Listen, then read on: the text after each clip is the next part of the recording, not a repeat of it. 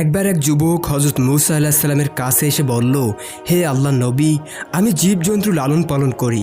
আপনি আমার জন্য দয়া করে আল্লাহ তাআলার দরবারে একটু দোয়া করে দিন, যাতে করে আমি আমার সমস্ত পশু পাখিদের সুখ দুঃখের কথাগুলো বুঝতে পারি এবং সে অনুযায়ী আমি ব্যবস্থা করতে পারি। যুবকটির কথা শুনে হযরত মূসা আলাইহিস সালাম বললেন, সাবধান, এর থেকে তুমি বিরত থাকো, কারণ এর মধ্যে অনেক বিপজ্জনক বস্তু রয়েছে যা তুমি সহ্য করতে পারবে না। কিন্তু যুবকটি ছিল নাছোড় বান্দা। সে বারবার একই জিনিস নিয়ে আবদার করতে লাগলো এবং কাকুতি মিনতি করতে থাকে। অবশেষে হযরত মূসা আলাইহিস সালাম তাকে বলল, হে যুবক, তুমি যা চাচ্ছ তার মধ্যে তোমার জন্য অমঙ্গল লুকিয়ে রয়েছে। কিন্তু ওই যে কথায় আছে না, চোর না শুনে ধর্মের কাহিনী। যুবকটি কাকুতি মিনতির সুরে বলতে লাগলো, হে আল্লাহ নবী, অন্ততপক্ষে আল্লাহ তাআলার দরবারে এই দোয়াটুকু করে দিন, যাতে আমি আমার গৃহপালিত মোরগ এবং কুকুরের ভাষা বুঝতে পারি। তিনি এই বলে অত্যন্ত পরিমাণ কাকুতি মিনতি করতে লাগলো।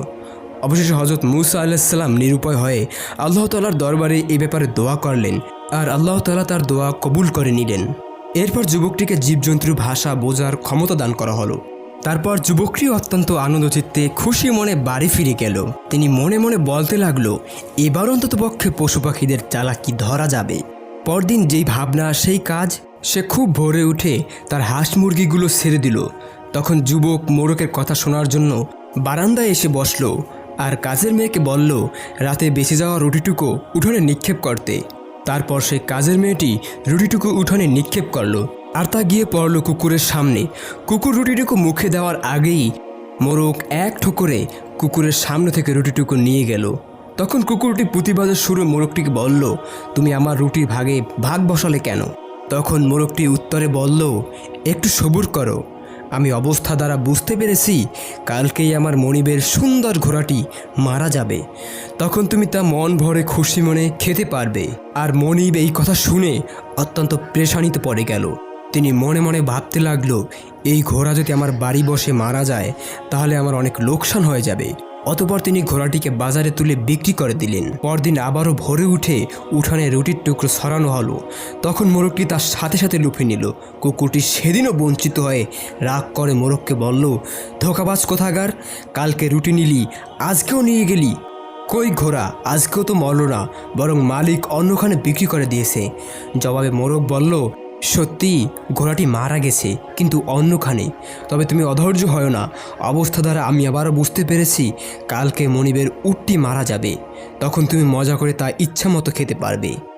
এবার মনিব এই কথা শুনে অত্যন্ত চিন্তা পেরেশানিতে পড়ে গেল, আর তৎক্ষণাৎ তা বাজারে বিক্রির উদ্দেশ্যে রওনা হলো। তিনি বাজারে গিয়ে তখন উটটিকে বিক্রি করে দিল। পরদিন ভোরে আবারও রুটি ফেলা হলো। তখন সাথে সাথে মোরগটি তা লুফে নিল। তারপর কুকুরটি আবারও ব্যর্থ হয়ে মোরগটিকে তাচ্ছিল্য সুরে বলতে লাগলো, তুই বড়ই প্রতারক, প্রতিদিনই আমাকে ধোঁকা দিচ্ছিস। মোরগ বলল, ধৈর্য আর হয় না বন্ধু, কাল দেখবে মনিবের গোলামটা মারা গেছে। তখন শিরনি ইত্যাদি করবে, তখন গোস্ত পোলাও ইত্যাদি অনেক কিছুই তুমি খেতে পারবে। তখন মনিব এই মোরগের কথা শুনে অত্যন্ত পেরেশানিতে পড়ে গেল। সে তড়িৎ গতিতে গোলামটিকে অন্য একজনের কাছে বিক্রি করে দিল এবং সে বিরাট ক্ষয়ক্ষতির হাত থেকে রক্ষা পেল। আর মনে মনে ভাবতে লাগলো, এই জীবজন্তুদের ভাষা বুঝে ভালোই উপকার হচ্ছে। চতুর্থ দিন ভোরে এই একই কাজ হলো। রুটি ছিটানোর সাথে সাথেই মোরগটি তা লুফে নিল, গড়গড় করতে লাগলো এবং মোরগটিকে গালাগালি শুরু করলো। তখন মোরগটি তাকে বলল, হে বন্ধু, আরেকটু ধৈর্য ধরো, কাল দেখবে মনিব নিজেই মারা যাবেন। কাল তিনি মারা গেলে ওয়াসিয়া স্বরূপ গোস্ত পোলাও শিন ইত্যাদি করবে, তখন তুমি তা পেট পুরে খেতে পারবে।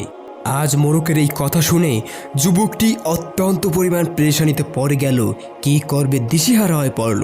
এতদিন পশু পাখির উপর দিয়ে চলে গেছে, কিন্তু কাল তার উপরে চলে আসবে। তখন নিরুপায় হয়ে যুবকটি দৌড়ে হযরত মূসা আলাইহিস সালামের দরবারে হাজির হলো। তাকে সমস্ত ঘটনা খুলে বলল। অতঃপর মিনতি করে বলল, হে আল্লাহ নবী, আমাকে রক্ষা করুন। তখন মূসা নবী বললেন, আমি তো আগেই তোমাকে নিষেধ করেছি এই বিষয়টি যেন তুমি না করো। মূসা নবী বললেন, তুমি কেমন স্বার্থপর, নিজের ক্ষতির কথা চিন্তা করে তোমার নিজের ক্ষতিগ্রস্ত মাল অন্যের কাছে বিক্রি করে দিয়েছো। অতঃপর যে তা কিনেছে সে ক্ষতির মধ্যে পড়েছে, সেটা বিবেচনা নিলে না। এর জন্য বিপদ তোমার উপরেই চলে এসেছে। এখন নিজেকে অন্যর কাছে বিক্রি করে দাও, তাতেই তো ভালো। এতে অনেক অর্থকরীয় ধন সম্পদ লাভ হবে। যুবকটি তখন কৃতকর্মের জন্য ক্ষমা চাইল এবং প্রাণ রক্ষার জন্য হযরত মূসা আলাইহিস সালামকে অনুনয় বিনয় করতে লাগলো। তখন মূসা আলাইহিস সালাম বললেন, দেখুন, কামান গুলি থেকে বের হয়ে যাওয়ার পর তাকে আবার ওই কামানে ঢুকানো সম্ভব? কখনোই তা সম্ভব না। তেমনি মৃত্যু যদি এসে যায় তাও কখনো আটকানো সম্ভব নয়। হযরত মূসা আলাইহিস সালামের এই কথা শেষ হতে না হতেই যুবকটির শারীরিক পরিবর্তন হলো। একবার বমি হলো, তারপর তার শরীর নিস্তেজ হয়ে আসছিল। অবশেষে ওই ব্যক্তি মৃত্যুবরণ করল। প্রিয় দর্শক, আল্লাহ পাক রব্বুল আলামিন কখন কার ভিতর কি হিকমত লুকিয়ে রাখেন তা বোঝা কোনো মানুষের পক্ষে সম্ভব নয়। সুতরাং অন্যর ক্ষতি করে নিজের স্বার্থ হাসিল করে এর ফল কখনো ভালো হয় না।